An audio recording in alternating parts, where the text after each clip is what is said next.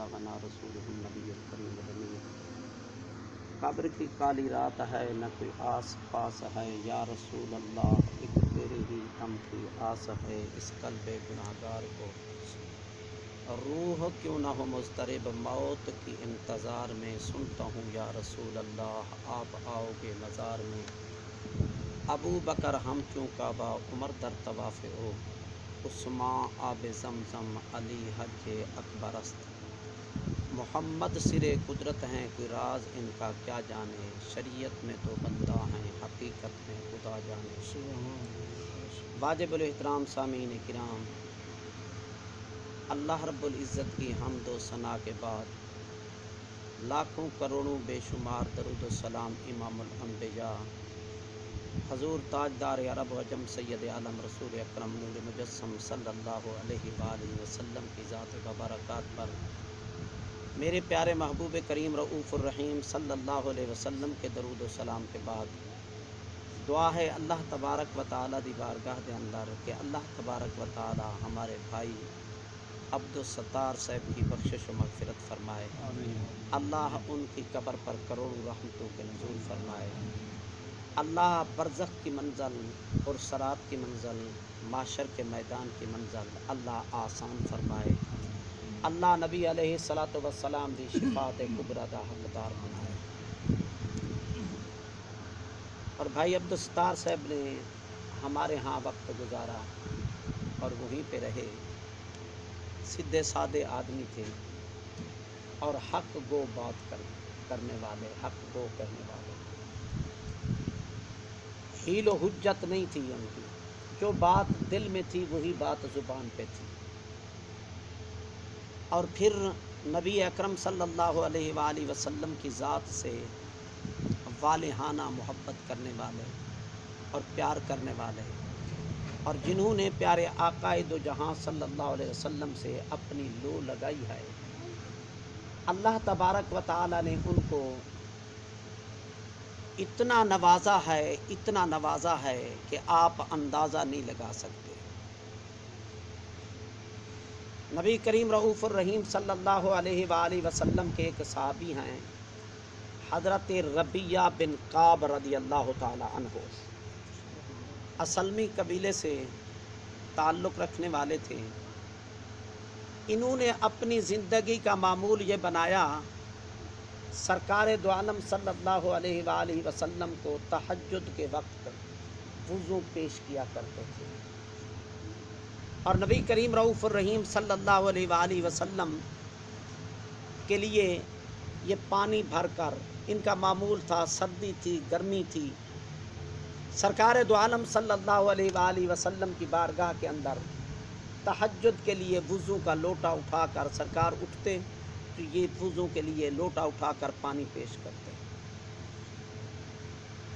اور یہ سرکار دو عالم صلی اللہ علیہ وآلہ وسلم کی دہلیز پہ سویا کرتے تھے، اور چوکھٹ کو اپنا تکیہ بنا کر یہ سو جایا کرتے تھے۔ جب حضور اٹھتے، بیدار ہوتے، آقا کریم صلی اللہ علیہ وآلہ وسلم کو یہ پانی پیش کرتے۔ ان کی زندگی کا یہ معمول تھا۔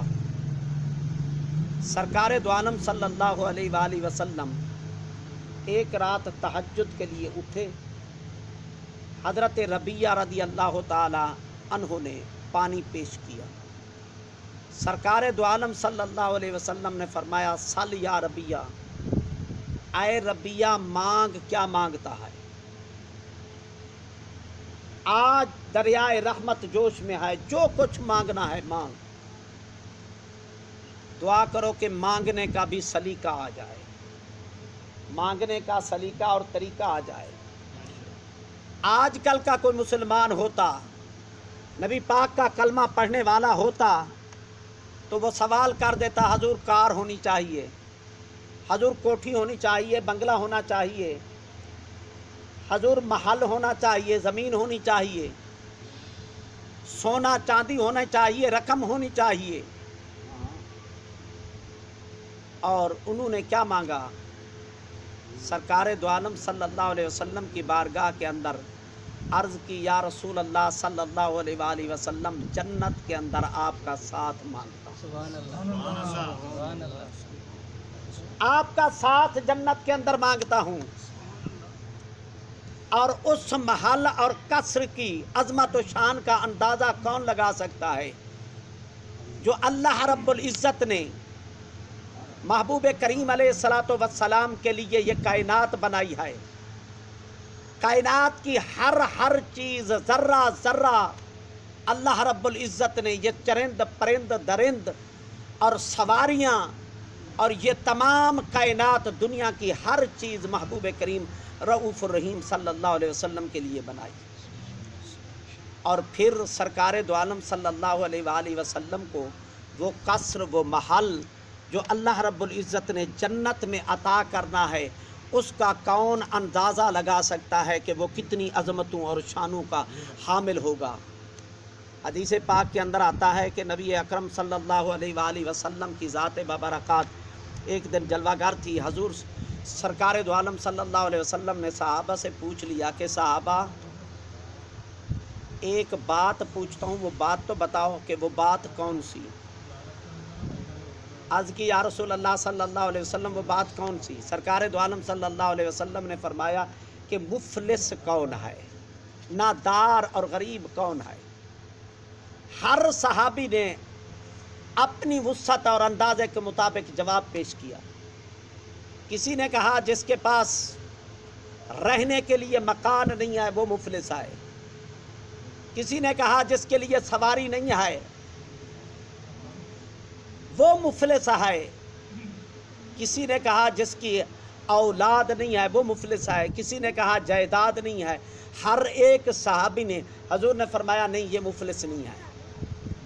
تو صحابہ کرام رضوان اللہ تعالیٰ علیہم اجمعین کا معمول تھا جب بات کوئی نہ سمجھ آتی تو وہ کیا کہتے ہیں؟ اللہ و رسولہ اعلم، اللہ اور اللہ کا رسول بہتر جانتا ہے۔ حضور آپ فرما دے کہ مفلس پھر کون ہے؟ سرکار دو عالم صلی اللہ علیہ وسلم نے فرمایا میرے صحابہ مفلس وہ ہے کہ قیامت کے دن رب کریم کی بارگاہ کے اندر حاضر ہوگا۔ قرآن کے اندر خدا بھی یہی فرما رہا ہے یا ایھا الانسان ما غرک بربک الکریم، اے انسان کہاں بھٹکا پھر رہا ہے، اپنے رب کریم کے دروازے پہ آ جا۔ خدا نے یہ نہیں فرمایا یا ایھا الانسان ما غرک بربک القہار، قہار کے دروازے پہ آ جا، بربک الجبار، جبار کے دروازے پہ آ جا، شدید القوہ، طاقتوں اور قوت والے کے دروازے پہ آ جا۔ یہ نہیں اللہ نے فرمایا، اللہ نے کیا فرمایا ہے؟ ما غرک بربک الکریم، اپنے رب کریم کے دروازے پہ آ جا۔ حالانکہ وہ جبار بھی ہے، قہار بھی ہے، شدید القوہ بھی ہے، اور اللہ تبارک و تعالی نے یہ اعلان نہیں فرمایا، فرمایا کہ اے انسان کہ کہاں بھٹکا پھر رہا ہے، اپنے رب کریم کے دروازے پہ تو آ جا، سر سجدے میں رکھ کے تو دیکھ۔ یہ دیکھیے کہ یہ سر، یہ جبین جھکانے کے لیے ہے، جھکانے کے لیے ہے، جھکے تو کہاں جھکے؟ بے نیاز رب کی بارگاہ کے اندر جھکے، کسی اور کے آگے نہ جھکے۔ اشرف المخلوقات خدا بنایا ہے، یہ آنکھیں عطا فرمائی ہیں، ہاتھ عطا فرمائے ہیں، اللہ نے کون کون سی نعمتیں عطا فرمائی ہیں۔ رسول اللہ صلی اللہ علیہ وآلہ وسلم فرماتے ہیں کہ میرے صحابہ مفلس وہ ہے کہ قیامت کے دن اپنے رب کریم کی بارگاہ میں حاضر ہوگا، اور رب کریم کی بارگاہ کے اندر جب حاضر ہوگا تو پہاڑوں کے برابر نیکیاں لے کر جائے گا، اور مظلوم اللہ کی بارگاہ کے اندر پہنچ جائیں گے۔ مشکات شریف کی حدیث پاک کے اندر ہے جو ہمارا وتیرہ ہے، ہمارا طریقہ کار ہے کہ ہر بات پر ہم گالیاں دیتے ہیں، ہر بات پر ہم گالیاں دیتے ہیں، یہ ہمارا وتیرہ ہے، دستور ہے، طریقہ ہے، اور گالی کے بغیر ہم بولتے نہیں ہیں۔ مشکات کی حدیث پاک ہے، حضور نے فرمایا سب سے پہلا جو مظلوم اللہ کی بارگاہ کے اندر حاضر ہوگا وہ کہے گا کہ اے اللہ اس نے مجھ پر ظلم کیا ہے، گالیاں دی ہیں، مجھے آج بدلہ عطا کراؤ۔ قرآن اعلان کر رہا ہے فَمَن يَعْمَلْ مِثْقَالَ ذَرَّةٍ خَيْرًا يَرَى وَمَن يَعْمَلْ مِثْقَالَ ذَرَّةٍ شَرًّا يَرَى، جو ذرہ بھر بھی نیکی کرے گا اللہ فرماتا ہے میں اس کو بدلہ عطا فرماؤں گا، اس کو جزا عطا فرماؤں گا۔ جو وَمَن يَعْمَلْ مِثْقَالَ ذَرَّةٍ شَرًّا يَرَى، جو ذرہ بھر بھی برائی کرتا ہے اس کو بھی میں بدلہ اور سزا دوں گا۔ خدا قرآن کے اندر فرما چکا ہے، اور ان اللہ لا یخلف المیعاد، اللہ وعدے خلافی نہیں فرماتا، اور وعدے خلافی کرنے والے باقی ہر ایک وعدے خلافی کرنے والا ہے، لیکن میرا کریم رب وعدے خلافی نہیں فرماتا، جو وعدہ کر چکا ہے وہ وعدہ پورا کرے گا۔ اللہ پھر اس مظلوم کو یہ تو نہیں کہے گا کہ اس نے 100 گالیاں دی ہیں تمہیں تو 200 دے دے، 150 دے دے، چلو 100 گالیاں دے دے، نہیں، اللہ اس کے نامہ اعمال سے نیکیاں لے کر اس کو دے گا۔ دوسرا ظالم مظلوم آ جائے گا، یا اللہ اس نے مجھ پر فلاں ظلم کیا، مارا تھا، پیٹا تھا، اللہ اس کو بدلہ دلائے گا۔ اسی طرح کرتے کرتے کرتے حتیٰ کہ حضور نے فرمایا پہاڑوں کے برابر نیکیاں لے کر اللہ کی بارگاہ میں حاضر ہوا، اور اب نامہ اعمال میں ایک نیکی بھی باقی نہیں رہی، تو حضور علیہ الصلوۃ والسلام کے مبارک مقدس آنکھوں سے آنسو بہنے لگے۔ اور پھر سرکار دو عالم صلی اللہ علیہ وآلہ وسلم نے ایک دم تبسم فرمایا۔ صحابہ نے عرض کی حضور تبسم کس بات پر؟ حضور نے فرمایا میرا امتی کلمہ پڑھنے والا اپنا صحیح معنوں میں کیس لڑ رہا ہے، پیروی کر رہا ہے اپنے کیس کی، اللہ کی بارگاہ کے اندر حاضر ہوا اور عرض کی کہ اے اللہ اس نے مجھ پر ظلم کیا ہے، مجھے بدلہ دلواؤ۔ اللہ نے فرمایا اس کے نامہ اعمال کے اندر تو کوئی نیکی ہے ہی نہیں کہ تمہیں دے دوں، نیکی تو ختم ہو گئی، اور سارے مظلوم آئے نیکیاں لے گئے، اب تو باقی نیکی نہیں رہی۔ حضور فرماتے ہیں کہ اس میرے امتی نے اللہ کی بارگاہ نیاز کے اندر عرض کی کہ یا اللہ پھر نیکیاں نہیں رہی اس کے پلے تو میرے گناہ اس کے کھاتے میں ڈال دے۔ حضور فرماتے ہیں اللہ تبارک و تعالی اپنی عظمتوں اور شانوں کے مطابق تبسم فرمایا، اور میں اپنے رب کی سنت کو ادا کرتے ہوئے میں ہنس رہا ہوں۔ سرکار دو عالم صلی اللہ علیہ وسلم نے فرمایا، اللہ کریم نے اس بندے کو فرمایا کہ ذرا مڑ کر پیچھے تو دیکھو۔ وہ پیچھے ایسے جھانک کے دیکھا، ایک جنتی محل اور جنتی قصر کو دیکھ لیا۔ اب وہ اپنا یہ مدعا، یہ جھگڑا، یہ سب کچھ بھول گیا، جو اپنے کیس کی پیروی کر رہا تھا، اللہ کی بارگاہ کے اندر جرا کر رہا تھا، عرض کر رہا تھا، اب بھول گیا ہے۔ فوراً کہتا ہے کہ اے اللہ یہ قصر، یہ محل کس کا ہے؟ نبی آخر زمان امام الانبیاء آقا کریم صلی اللہ علیہ وسلم کی پاک ذات کا ہے۔ اللہ کریم فرمائے گا نہیں۔ کس نبی کا ہے؟ اللہ فرمائے گا نبی کا نہیں ہے۔ کس شہید کا ہے؟ اللہ فرمائے گا شہید کا بھی نہیں ہے۔ کس صحابی کا ہے؟ اللہ فرمائے گا صحابی کا بھی نہیں ہے۔ اور کس ولی کا ہے؟ اللہ فرمائے گا کسی ولی کا نہیں۔ یا اللہ پھر ہے کس کا؟ اللہ نے فرمایا جو اس کی قیمت ادا کرے گا۔ اے اللہ اس کی قیمت کون ادا کر سکتا ہے؟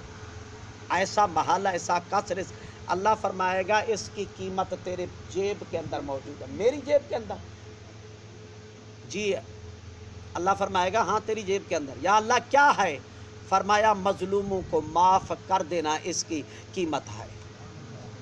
وہ فوراً عرض کرے گا کہ اے اللہ میں نے اس کو معاف کر دیا ہے، اے اللہ میں نے اس کو معاف کر دیا ہے، مجھے فوراً جنت کے اندر بھیج دو۔ تو نبی اکرم صلی اللہ علیہ وآلہ وسلم نے فرمایا مفلس وہ ہے کہ دنیا سے اتنا نیکیوں کے انبار لے کر جاتا ہے لیکن حقوق العباد کی پاسداری نہیں کرتا، ہمسایوں کو تنگ کرتا ہے، رشتہ داروں کو تنگ کرتا ہے، غریبوں کو تنگ کرتا ہے، اور محلے داروں کو تنگ کرتا ہے، اور لوگ اس کے مرنے کی دعائیں مانگ رہے ہوتے ہیں، اور اللہ تبارک و تعالی فرماتا ہے کہ اتنا نیکیاں لے کر جائے گا، جب قیامت کے اندر جائے گا اللہ کے حریم ناز کے اندر، اس کے نامہ اعمال سارے مظلوموں کو نیکیاں مل جائیں گی، اس کے نامہ اعمال کے اندر ایک نیکی بھی باقی نہیں رہے گی۔ کر سے بت تشریف ہے کر سے تو حضرات گرامی، نبی اکرم صلی اللہ علیہ وآلہ وسلم کا ارشاد گرامی ہے، اور ماں باپ بہت بڑی نعمت ہیں، ماں باپ بہت بڑی نعمت ہے۔ اور حدیث پاک کہ ماں باپ کی خدمت کا صلہ کیا ہے، حضرت اویس کرنی رضی اللہ تعالیٰ عنہ کو سبھی جانتے ہیں، ان کی والدہ اپہاج تھی، معذور تھی، اور والدہ کی خدمت کی وجہ سے، والد تو دنیا سے جا چکے تھے، والد کی خدمت پتہ نہیں کتنا کی ہوگی حضرت اویس کرنی نے، لیکن والدہ کی خدمت کے لیے وجہ سے حضور کی بارگاہ کے اندر زمانہ بھی پایا، کلمہ بھی پڑھا، حضور کی غلامی کا پٹا بھی گلے میں ڈالا، لیکن ظاہری آنکھوں سے میرے مصطفیٰ کے چہرے کو نہیں تکا، والضحیٰ کے چہرے کو نہیں تکا، واللیل کی زلفوں کو نہیں تکا۔ حضرت اویس کرنی رضی اللہ تعالیٰ عنہ اپنی والدہ کی بارگاہ کے اندر عرض کرتے ہیں، امی جان اجازت دیتی میں مدینہ منورہ جاتا، حضور کے چہرے کو دیکھ کے آتا، زیارت کر کے آتا۔ امی کہتی ہے میں معذور ہوں بیٹا، تمہیں پتہ تو ہے، نہ میں پانی پینے کے قابل ہوں، نہ کھانے کے قابل ہوں، نہ پیشاب وغیرہ کرنے کے، نہ کپڑے تبدیل کرنے کے قابل ہوں۔ حضرت اویس کرنی رضی اللہ تعالیٰ عنہ ہر وقت ان کو پیچھے اپنی پٹھ پر اٹھائی رکھتے تھے۔ ایک مرتبہ مدتوں بعد اجازت دی، بیٹا میں معذور ہوں، ذرا خیال کرنا، جلدی آنا۔ حضرت اویس کرنی رضی اللہ تعالیٰ عنہ مدینہ طیبہ میں پہنچے، مدینہ منورہ کے اندر جب پہنچے ہیں، اس مسجد کے اندر پہنچے ہیں جس میں ایک نماز کا ثواب 1,00,000 کے برابر ہے۔ ایک قرآن کا وہاں پہ بیٹھ کے ختم کرو، 1,00,000 قرآن کا ثواب ملے گا۔ اگر ایک مرتبہ تم درود پاک پڑھو، سرکار کی بارگاہ کے اندر پیش کرو تو 1,00,000 درود کا ثواب ملے گا۔ اگر خدا کے راستے کے اندر 1 روپیہ خرچ کرو تو 1,00,000 روپے کا تمہیں اجر و ثواب ملے گا مسجد نبوی کے اندر۔ اور اس مسجد کے اندر حضرت اویس کرنی پہنچے، سرکار دو عالم صلی اللہ علیہ وسلم مسجد میں تشریف فرما نہیں تھے، حضور مسجد میں تشریف فرما نہیں تھے۔ دروازے پہ گئے اور حضور علیہ الصلاۃ والسلام کا حجرہ پاک اماں عائشہ کا جو حجرہ ہے وہ قریب ہی ہے اور مسجد نبوی کے ساتھ متصل ہے، متصل۔ اب وہ ٹکڑا جس پر حضور نماز پڑھانے کے لیے آیا کرتے تھے وہ ریاض الجنہ بنا ہے۔ وہ ریاض الجنہ کسی عالم دین سے پوچھو کہ یہ ریاض الجنہ کیسے بنا ہے، کہ اس ٹکڑے پر حضور علیہ الصلاۃ والسلام کے مبارک قدمین شریفین کثرت سے آیا ہے، وگرنہ مسجد تو ساری حضور کی ہے۔ ریاض الجنہ باقی پوری مسجد کو نہیں کہیں گے، مسجد نبوی کو وہی کہیں گے کہ وہ ٹکڑا جس پر حضور مسجد میں آیا کرتے تھے اور نماز پڑھانے کے لیے اپنے مبارک حجرے پاک سے حضرت عائشہ کے حجرے سے نکل کر مصلی امامت پہ آیا کرتے تھے، اور جنت ریاض الجنہ وہی ٹکڑا بنا ہے۔ کسی مکتب فکر والے عالم سے پوچھو تو یہ ریاض الجنہ کیسے بنا ہے تو یہی بتلائے گا کہ حضور کے قدموں کو اس ٹکڑے نے زیادہ چوما ہے، حضور کے قدموں کے چومنے کی وجہ سے یہ ریاض الجنہ بن گیا ہے۔ تو حضرت اویس کرنی رضی اللہ تعالیٰ عنہ حضور کے اس حجرے پاک کی طرف گئے، حضرت اماں عائشہ کے حجرے کے دروازے پہ جا کے دستک دی۔ اماں پاک نے پوچھا کون؟ آنا اویس القرنی و آنا سہیل الیمنی۔ حضرت اویس کرنی رضی اللہ تعالیٰ کیسے آئے بیٹا، کیسے آئے؟ عرض کی امی جان حضور کی زیارت اور دیدار کے لیے بڑا بے چین بے قرار ہوں، حضور کے چہرے کو دیکھنے کے لیے تکنے کے لیے یہ آنکھیں بے قرار ہیں۔ حضور علیہ الصلاۃ والسلام کی بارگاہ کے اندر عرض کرو حضور اپنے وضحیٰ کے چہرہ ناز کو ہمارے سامنے لائیں اور حضور کی زیارت کرو۔ اماں پاک نے فرمایا کہ حضور تو جلوہ گر نہیں ہے، تشریف فرما نہیں ہے۔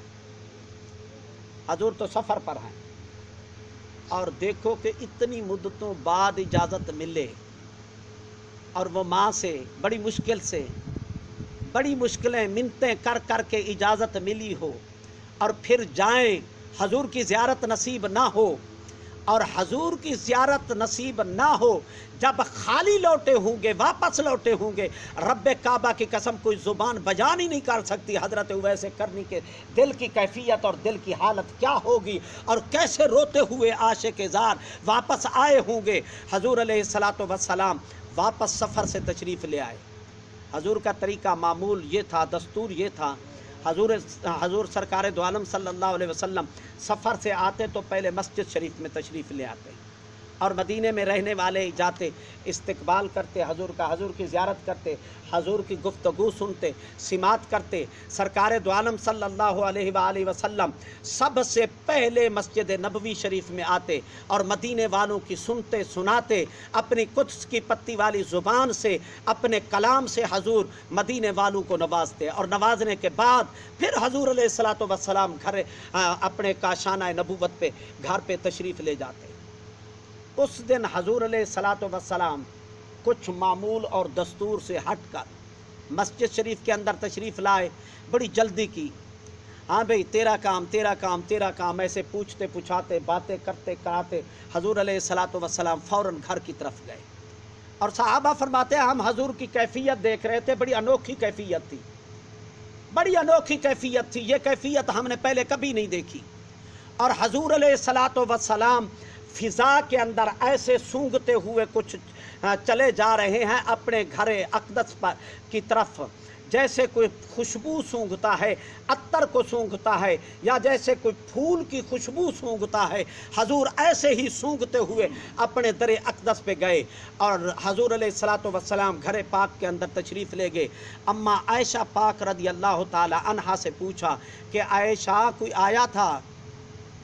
अर्ज़ कीजिए या रसूल अल्लाह आए थे। कौन? और तो कोई पता नहीं है। मैंने जब उनसे सवाल किया तो यही जवाब मिला, आना उवैसुल करनी व आना सुहैलुल यमनी। और हजूर अलैहिस्सलातु वस्सलाम ये खुशबू सूंघते हुए और फिर हजूर अलैहिस्सलातु वस्सलाम ने फरमाया कि मुझे जन्नत की खुशबू यमन और कर्न की तरफ हजूर ने रुख नाज फरमाया और फरमाया मुझे वहाँ से जन्नत की खुशबू आ रही है। और देखिए एक बात काबिल गौर है कारी साहब किबला, जिब्रील भी तो आया करते थे मदीने पाक के अंदर के नहीं आया करते थे। अल्लाह ले जाए मस्जिद नबवी के अंदर हजूर के मुवाजे शरीफ की तरफ इधर एक खिड़की सी लगी हुई है, उसके अंदर सलाखें लोहे की सरिये लगे हुए हैं। और मेरे एक दोस्त वहाँ रहते थे काफ़ी अरसे से, वो बता मैं अल्लाह हर मुसलमान को ले जाए ये सआदत हासिल करने के लिए हाज़िरी हुई तो उस दोस्त ने मुझे चंद एक चीज़ें बतलाई। मस्जिद नबवी शरीफ के अंदर बाब सलाम के पास एक दरवाज़ा है, बाब सिद्दीक़ अकबर, और उसके ऊपर लिखा हुआ है खौखाए अबू बकर, अब भी लिखा हुआ है। उस साथी ने बतलाया कि हजूर ने तमाम मस्जिद के दरवाजे, पहले सहाबा के दरवाजे मस्जिद की तरफ थे, सारे सहाबी अपने घरों से निकल से मस्जिद में आया करते थे। हजूर ने बाकी दरवाजे बंद करा दिए और वो दरवाज़ा सिद्दीक़ अकबर का बाकी रहने दिया, फरमाया इसको बंद ना करो ये रहे। और आज भी खौखा कहते हैं खिड़की को, और खौखा लिखा हुआ है। और बाबो सलाम से अंदर की तरफ जाएं तो वो परनाला जो हजूर अलैहिस्सलातु वस्सलाम ने अपने मुबारक मुक़द्दस हाथ के साथ लगाया था और हज़रत अब्बास पाक रज़ी अल्लाह ताला अन्हु ने उनका घर पड़ता था और वहाँ पे वो परनाला लगा हुआ था। और उस परनाले पर हज़रत उमर के दौर के अंदर जब एक दिन जुम्मा की नमाज अदा करने के लिए आए तो बारिश आई पड़ी थी और ऊपर किसी परिंदे का खून पड़ा था, वो परनाले से गिरा, फारूक आज़म रज़ी अल्लाह ताला अन्हु के कपड़ों पे गिरा और कपड़े ख़राब हो गए। उमर पाक वापस गए, कपड़े बदली किया, फरमाया ये आने जाने वालों को तंग करता है, ये परनाला उतार दो और इस परनाले को तुम उतार कर रख दो एक साइड पे, और ये परनाला आने जाने वालों के कपड़ों को, लिबास को, आने जाने वालों को तकलीफ़ पहुंचा रहा है। उमर पाक ने उतरवा दिया حضرت عباس حاضر ہوئے، فرمایا عمر تمہیں پتہ ہے یہ پرنالہ کون سا ہے؟ اس پرنالے کا پتہ ہے تمہیں؟ فرمایا اے حضور کے چچا، حضور کے والد بتلاؤ کہ یہ کون سا؟ فرمایا رسول اللہ صلی اللہ علیہ وسلم نے مبارک مقدس ید اللہ فوق ایدیہم والے ہاتھوں کے ساتھ حضور نے خود لگایا تھا۔ عمر پاک رو پڑے، فرمایا پھر اے عباس میرے کاندھوں پہ سوار ہو جا اور جہاں پہ حضور نے لگایا تھا وہاں پہ لگا دے، اگر سارو کے کپڑے ہی خراب ہوتے چلے جائیں رسول اللہ کا لگا ہوا پرنالہ عمر کیسے اتار سکتا ہے؟ عمر کی کیا مجال ہے کہ وہ پرنالہ اتار دے؟ اور آج بھی پرنالے کا نشان وہاں پہ موجود ہے۔ اور حضور کے جب جنت البقیع کی طرف نکلو تو وہ ونڈو لگی ہوئی ہے۔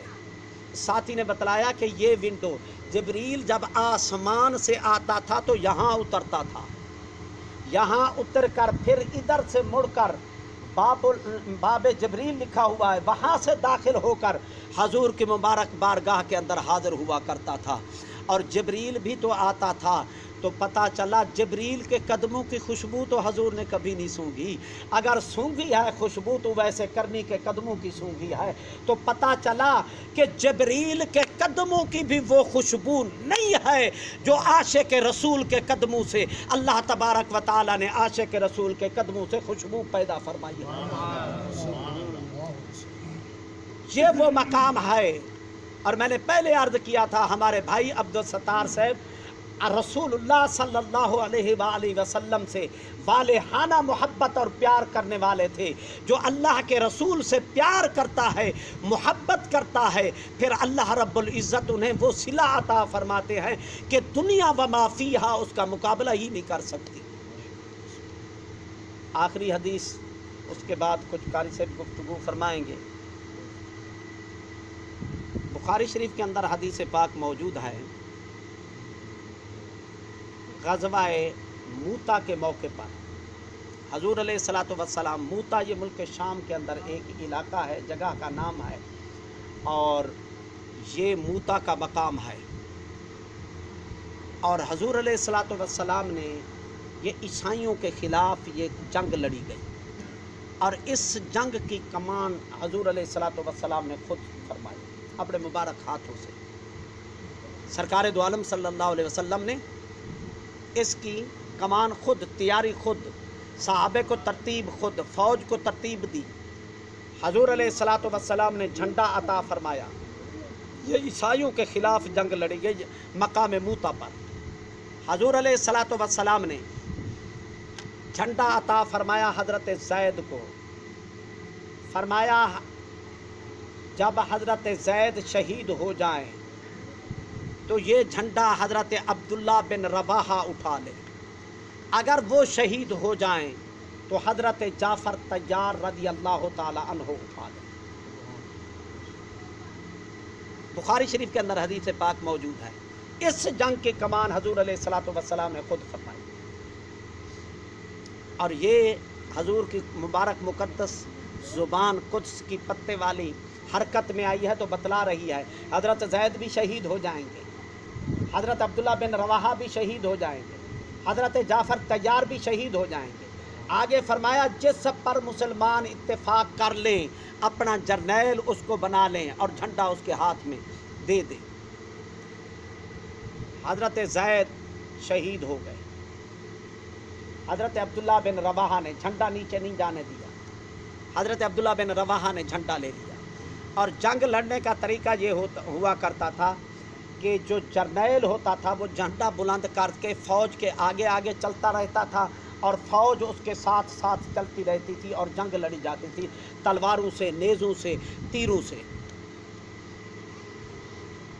اور حضرت عبداللہ بن رواحہ نے وہ جھنڈا بلند کر لیا، جھنڈا نیچے نہیں جانے دیا۔ حضرت عبداللہ بن رواحہ بھی شہید ہو گئے، حضرت جعفر طیار میدان میں اترے، اور اس جرنیل نے وہ جھنڈا اٹھایا، اور جھنڈا اٹھایا تو کافر کہنے لگے عیسائی کہ دیکھو کہ مسلمانوں کا ایک جرنیل شہید ہوا، ان کے حوصلے پست نہیں ہوئے، دوسرا جرنیل شہید ہو گیا ہے پھر بھی حوصلے پست نہیں ہوئے، اب تیسرا جرنیل میدان میں آ گیا ہے، اب ایسا کرو ہر طرف بارش تیروں کی برسا دو، اور اس جرنیل کو شہید کرو اور اس کا بازو کاٹو کہ یہ جھنڈا نیچے آئے. جب جھنڈا حضور علیہ الصلوۃ والسلام کا بلند کیا ہوا نیچے آئے گا ان کے حوصلے پست ہوں گے, کوئی شکست کی صورت سامنے آئے گی. حضرت جعفر طیار رضی اللہ تعالی عنہ کا یہ بازو دائیں کاٹ دیا گیا, تلواروں کے ساتھ, نیزوں کے ساتھ, تیروں کے ساتھ. یہ کٹا تو حضرت جعفر طیار نے یہ بائیں ہاتھ میں جھنڈا لے لیا, بائیں بازو کٹا, جھنڈا نیچے نہیں جانے دیا, اپنے منہ میں ٹھوڑی کے نیچے, داڑھی مبارک کے نیچے دبا لیا, جھنڈا نیچے نہیں گیا, اور ہر طرف بارش تیروں کی, نیزوں کی شروع ہو گئی. حضرت جعفر طیار رضی اللہ تعالیٰ عنہ شہید ہو کر نیچے گرے. نیچے آئے تو اللہ تبارک و تعالیٰ نے فرمایا کہ اے جبریل فوراً پہنچ. طبقات ابن سعد کے اندر موجود ہے, حوالے کی ذمہ داری ہے. اے جبریل فوراً پہنچ, میرے محبوب کے یار نے یہ جھنڈا بلند کیا ہوا ہے, جب تک جان میں جان رہی ہے جھنڈا نیچے نہیں جانے دیا. اب شہید ہو گئے ہیں تو جھنڈا زمین پہ نہیں جانا چاہیے, اور جھنڈے کو زمین سے پہلے جا کے جبریل اٹھا لے. پر جبریل جبریلی شکل کے اندر نہ جانا, ملاکوتی شکل کے اندر نہ جانا. حضرت جعفر طیار کی شکل صورت اختیار کر کے جا. جبریل سدرہ پہ بیٹھا ہوا ہے, ساتوں آسمانوں کے پار, ہزاروں سال کی مسافت ایک آسمان اور زمین کے درمیان, پھر دوسرے آسمان کے درمیان, پھر تیسرے, پھر چوتھے, پھر پانچویں, پھر چھٹے, پھر ساتویں, اور پھر آٹھواں سدرۃ المنتہا بھی برابر ہے. کم از کم یہ مسافت 8000 سال کی بنتی ہے, اس سے زیادہ ہے. جبریل وہاں پہ پہنچا اور حضرت جعفر کے تھوڑی مبارک سے وہ جھنڈا نیچے گرا تھا. جبریل کی پاور, طاقت حضور کے غلام کی. حضور فرماتے ہیں میرے 2 وزیر دنیا پہ ہیں, 2 آسمانوں پہ ہیں. یہ جبریل حضور کا وزیر ہے, حضور کے وزیر کی طاقت یہ ہے. سدرہ سے اترا, ابھی زمین پہ جھنڈا نہیں پہنچا تھا تو حضرت جبریل نے پہلے آ کے جھنڈا بلند کر لیا حضرت جعفر طیار کی شکل صورت کے اندر. یہ تو غلاموں کی شان ہے, آقا کی شان کا اندازہ کون لگا سکتا ہے. اور وہ مصطفیٰ کریم علیہ الصلوۃ والسلام کا غلام حضرت جعفر طیار شہید ہو جائے تو اللہ فرماتا ہے جبریل فوراً پہنچ, پھر اس کی صورت شکل اختیار کر کے جا. اور جبریل آ گیا. ایک کافر دوسرے کو کہنے لگا کہ دیکھو ہم نے تو اس کو شہید کیا, ابھی گرتے دیکھا, پھر میدان میں آ گیا یہ تندرست ہو کر. ایک نبی علیہ الصلوۃ والسلام کا صحابی غلام سن رہا تھا, اس نے کہا میرے مصطفیٰ کا ہر غلام حضرت جعفر طیار ہے, کہ کس کس کا تم مقابلہ کرو گے, ہر غلام جعفر طیار ہے حضور کا. اور ایک دن نبی علیہ الصلوۃ والسلام بیٹھے ہوئے تھے مسجد نبوی کے دروازے پر. حضرت اسما بنت امیس, یہ حضرت جعفر طیار کی بیوی تھی, حضور کے پاس بیٹھی تھی. حضور نے وعلیکم السلام وعلیکم السلام وعلیکم السلام فرمائے. انہوں نے عرض کی حضور بندہ تو کوئی نظر نہیں آ رہا, سلام کا جواب کس کو دے رہے ہو؟ حضور نے فرمایا میرا بھائی حضرت جعفر طیار یہ اڑتا ہوا فرشتوں کے ساتھ پرواز کرتا ہوا میرے رب کائنات نے, طبقات ابن سعد کے اندر موجود ہے, حوالے کی ذمہ داری کہ اللہ رب العزت نے جبریل کے پر عطا فرما دیے ہیں. فرمایا کہ اے جعفر طیار تو قیامت تک پرواز کرتا رہے ان فرشتوں کے ساتھ. حضرت جبریل کے پر حضرت جعفر طیار کو مل گئے ہیں, دوسروں کو کیوں نہیں ملے؟ حضور کی بارگاہ میں عرض کیا گیا, حضور نے فرمایا اللہ میری نسبت اور میری قرابت کا میرے لحاظ فرماتا ہے, میری نسبتوں کا میرا رب اپنی عظمتوں اور شانوں کے مطابق لحاظ فرماتا ہے. ان کی میرے ساتھ رشتہ داری تھی, میرا کزن تھا, اس لیے اللہ رب العزت نے جبریل کے پر ان کو عطا فرما دیے ہیں. حضرت زید کو, حضرت عبداللہ بن رواحہ کو نہیں عطا فرمائے. اور آخری بات, اس کے بعد حضرت خالد بن ولید میدان کے اندر اترے. یہ وہ خالد بن ولید ہیں کہ اتنی بڑے جرنیل ہیں کہ شکست کا نام تو سنا تھا, کبھی کسی جنگ کے اندر شکست نہیں ہوئی تھی. اور جس جنگ کے اندر فتح نہیں ہوتی تھی تو حضرت خالد بن ولید کو جھنڈا بنا دے دیتے اور سپہ سالار بنا دیتے، اللہ فتح عطا فرما دیتا۔ حضرت خالد بن ولید میدان میں آئے، اللہ نے فتح عطا فرما دی، اور خالد بن ولید وہ ہیں کہ 100 جنگ کے اندر شامل ہوئے، کم و بیش کبھی شکست نہیں ہوئی۔ دوسری روایت کے مطابق کہ 60 جنگ جیتی ہے حضرت خالد بن ولید رضی اللہ تعالیٰ عنہ نے، اور حضرت خالد بن ولید کے جسم پر کوئی 4 انگل کا فاصلہ نہیں ہے جس پر نیزے اور تلوار اور تیر کے زخم کا نشان نہ ہو۔ جب وفات پانے لگے حضرت خالد بن ولید رضی اللہ تعالیٰ عنہ تو رونے لگے۔ عزیز اقارب رشتہ دار حاضر تھے، حضور بڑی بڑی جنگیں جیت گئے ہو، لڑتے رہے ہو، کافروں کی جنگوں کے اندر آگے چلے جاتے، کافروں کے لشکروں کے ساتھ کبھی نہیں گھبرائے، آج موت سے گھبرا گئے ہو۔ فرمایا رب کعبہ کی قسم، موت کو تو میں تلواروں کے سائے کے نیچے ڈھونڈتا رہا، اور تیروں کے نیچے ڈھونڈتا رہا، اور نیزوں کے نیچے ڈھونڈتا رہا، اور میں رو اس لیے رہا ہوں، مجھے موت وہاں پہ نہیں آئی، موت آئی ہے تو بستر پر آ رہی ہے، موت اس لیے رو رہا ہوں۔ ایک بزدل بھی بستر پر روتا مرتا ہے، اور خالد بن ولید جیسا جرنیل بستر پر مرے رو تو اس لیے رہا۔ طبقات ابن سعد کے اندر موجود ہے کہ حضرت خالد بن ولید رضی اللہ تعالیٰ عنہ وصال فرما گئے۔ وصال فرمانے کے بعد قبر کے اندر دفنایا گیا، جنازہ پڑھایا گیا۔ جنازے کے بعد قبر کے اندر پہنچے، طبقات ابن سعد کے اندر موجود ہے، اللہ رب العزت نے فرشتوں سے فرمایا کہ خالد بن ولید سے سوال نہیں کرنا، اس سے میں خود سوال کروں گا۔ اے اللہ، نیکوں کے پاس ہم جائیں، بدوں کے پاس ہم جائیں، فاسق فاجر کے پاس ہم جائیں، کافر کے پاس ہم جائیں، مسلمانوں کے پاس ہم جائیں، مومنوں کے پاس ہم جائیں، نبی پاک کے امتیوں کے پاس ہم جائیں، باقی نبیوں کی امتوں کے پاس ہم جائیں، اور نبیوں کی بارگاہ کی حاضری ہم دیں، اور اب تم سوال کرتے ہو خالد بن ولید سے۔ فرمایا ہاں میں کروں گا سوال۔ اے اللہ، تو مالک ہے، جیسے چاہے کرے، پر ایک کرم ہوگا کہ ہمیں اجازت ہو کہ ہم سوال سن سکتے ہیں کہ سوال تو کون سے کرتا ہے۔ اللہ نے فرمایا بڑی خوشی سے سنو۔ اللہ نے خالد بن ولید سے یہ نہیں پوچھا من رب کا، تیرا رب کون ہے، ما دینوں کا، تیرا دین کیا ہے، ما تقول فی حق ھذا الرجل، یہ سوال نہیں پوچھا۔ اللہ نے کیا سوال کیا؟ خالد یہ بتلا تو راضی ہے کہ نہیں ہے راضی؟ خالد نے عرض کی کہ اے اللہ، میری رضا کو چھوڑ، اگر میری رضا ہوتی، میں کچھ چاہتا تو اگر میری رضا ہوتی تو میں اب تک، میری چاہت ہوتی تو میں اپنے مکان میں بیٹھا ہوتا، گھر پہ بیٹھا ہوتا، دکان پہ بیٹھا ہوتا، بیوی بچوں میں بیٹھا ہوتا، رشتہ داروں میں، دوستوں میں، احباب میں بیٹھا ہوتا۔ یہ تو بتا تو اتنا کر کے آیا ہوں تیری بارگاہ کے اندر، تو بھی راضی ہوا ہے کہ نہیں راضی ہوا؟ تو دعا ہے اللہ تبارک و تعالیٰ کی بارگاہ کے اندر۔ حضرات گرامی، ماں باپ کا بڑا مقام ہے، بڑا مقام ہے، بڑا مقام ہے۔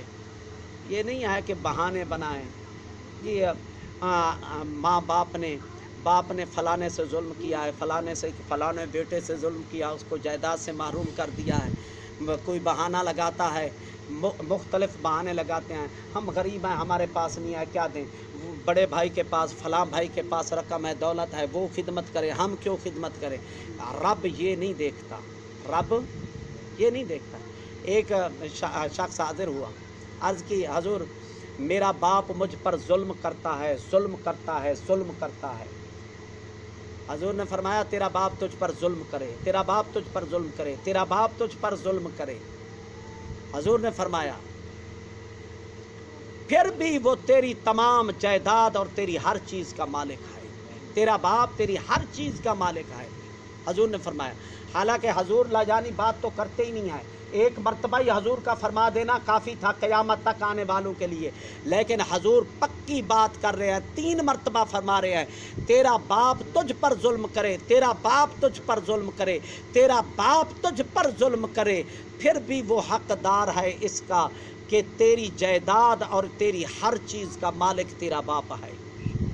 اسی قدر जन्नत का मेन दरवाज़ा हजूर ने फरमाया बाप है, जन्नत की चौखट माँ है। क्या चौखट को चूमने से, चौखट पे रहने से जन्नत मिल जाएगी? जब तक दरवाज़ा नहीं खुलेगा, जन्नत का मेन दरवाज़ा बाप है। माँ बाप को राज़ी करोगे तो जन्नत के दरवाजे खुल जाएंगे और जन्नत के अंदर जाओगे, वगरना जन्नत के अंदर तुम माँ बाप, हजूर फरमाते हैं कि जो माँ बाप को नाराज़ करता है सुबह के वक्त, वो माँ बाप को भी नाराज़ किया, मैं मुस्तफ़ा को भी हजूर ने फरमाया नाराज़ किया, रब्बे जुल जलाल की ज़ात को भी नाराज़ किया। जिस पर रब और रब का रसूल नाराज़ हो वो जन्नत में चला जाएगा।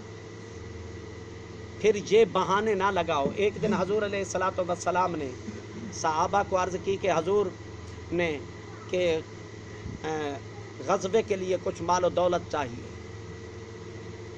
सारे सहाबा ने कुछ, कितनी दिरहम, दीनार, किसी ने दीनार दे रहा है, कोई दिरहम दे रहा है, कोई कुछ दे रहा है। एक सहाबी ने अर्ज़ की, या रसूलल्लाह आज ज़रूरी है या कल तक भी मोहलत है? हजूर ने फरमाया कल तक की भी मोहलत है। वो गया एक यहूदी के पास, यहूदी को कहने लगा तेरा बाग है, मदीने पाक अल्लाह ले जाए, जन्नत जैसी कैरियाँ देखो, और मक्का पाक के अंदर जाओ, बड़े बड़े पहाड़ हैं, वहाँ पे बाग हैं, पानी का नाम नहीं है, आब ज़मज़म सारे पी रहे हैं, और कुएँ बड़े मुश्किल से कई जगह से पानी निकले तो निकले, नहीं तो निकले तो बड़े दूर से निकलता है, और पानी वहाँ से। उसने कहा कि मैं डोल भर भर के तेरे बाग की आबजारी करता हूँ, कुछ उजरत मिलेगी? उसने कहा हाँ खजूरें दूँगा। रात सारी लगा रहा, यहूदी के बाग को पानी पिलाता रहा। सुबह उसने खजूरें दी, वो खजूरें बेची तो 2 रुपए की, 2 रुपए की बिकी। घर में फाका था, 1 रुपया घर में दिया और दूसरा हजूर की बारगाह के अंदर जाके पेश किया। हजूर ने वो सारा जो साहबा ने पेश किया था गुलामी के अंदर हाजिर था, हजूर अलैहिस्सलातु वस्सलाम ने अपने मुबारक सामने रख के मुबारक हाथ ऊपर यूँ फेरने लगे, और उस 1 रुपए को हजूर ने ऊपर रख दिया। और जब वो 1 रुपया हजूर की बारगाह में पेश करने लगा तो सहाबा हंसने लगे कि इस 1 रुपए से सारे खर्चे पूरे हो जाएंगे, अखराजात। उसी वक़्त जिब्रील अलैहिस्सलातु वस्सलाम उतरे, अल्लाह के महबूब को अल्लाह का सलाम दिया, अल्लाह का पैगाम दिया।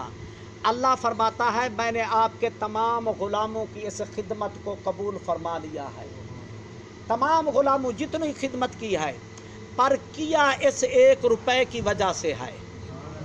1 रुपए की वजह से मैंने सबकी खिदमत को कबूल कर लिया है। तो असल ये नहीं है कि लाखों रुपए माँ बाप पर खर्च करो, करोड़ों खर्च करो तो फिर फर्मा बरदारी होगी। अगर रुपया 2 रुपए जितनी भी फुर्सत है माँ बाप पर खर्च